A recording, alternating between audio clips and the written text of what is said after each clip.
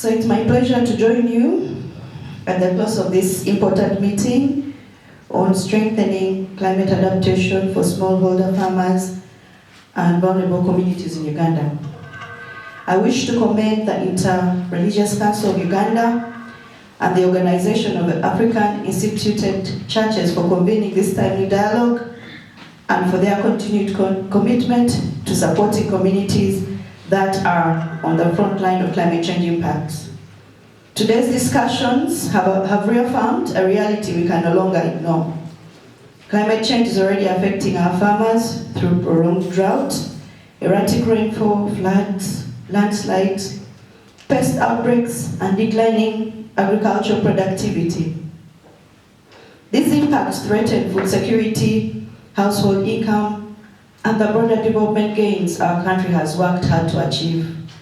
The policy brief and survey findings presented today provide valuable evidence on the challenges facing smallholder farmers and vulnerable communities. More importantly, they offer practical recommendations that can inform policy decisions and strengthen adaptation actions at both the national and local level. I'm encouraged by the rich discussions of the spirit of collaboration demonstrated throughout this meeting. Several key messages have emerged, as you've seen from the recommendation.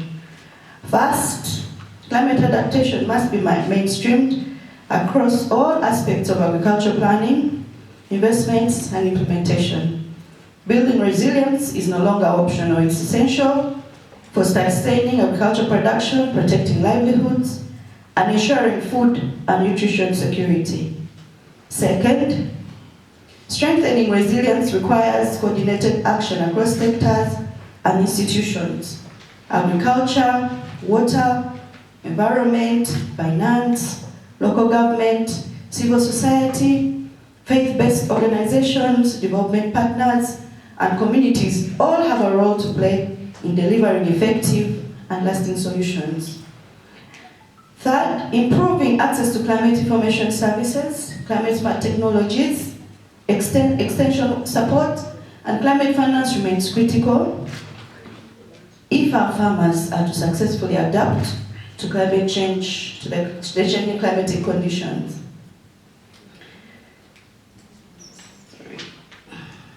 Fourth, local communities must remain at the center of adaptation efforts.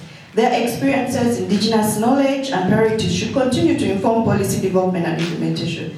I would like to particularly recognize the importance of the important role of the faith-based organizations in advancing climate action efforts. Across Uganda, the faith institutions remain among the most trusted voices within the communities. Through their extensive network and long-lasting presence at the grass level, they are uniquely positioned to mobilize communities, raise awareness, promote environmental stewardship, encourage behavioral change, and support the adoption of the climate-resilient agriculture practices.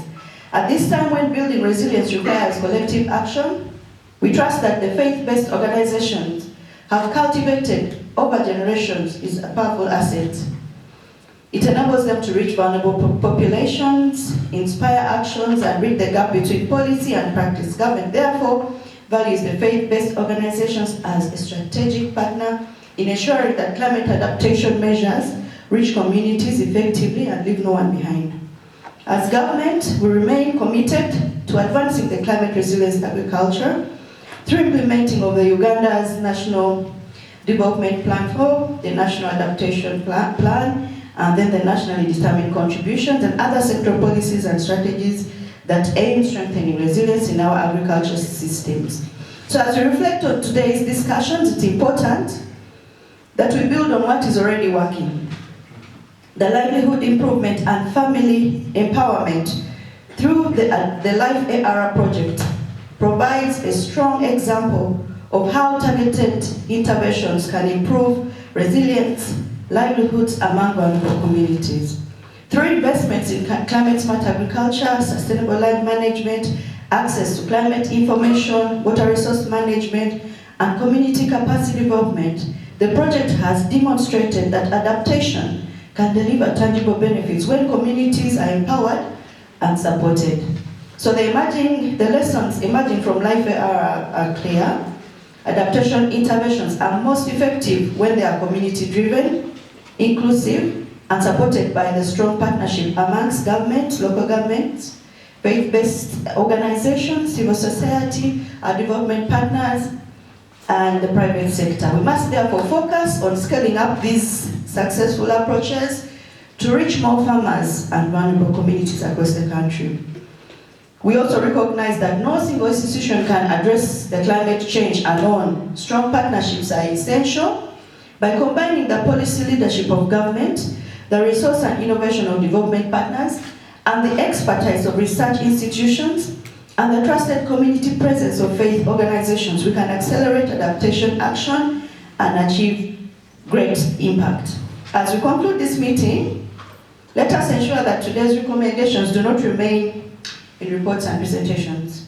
So let us translate them into concrete actions, stronger partnerships, and investments that improve the resilience and well-being of our farmers and communities.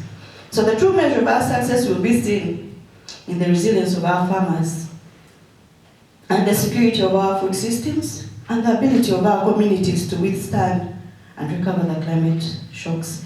I thank the Inter-Religious Council of Uganda, the OAIC, and all participating institutions and development partners for your dedicated and valuable contribution. I wish you safe travels and continued success in our shared mission of building climate resilience and food secure Uganda for God and my country. Thank you very much.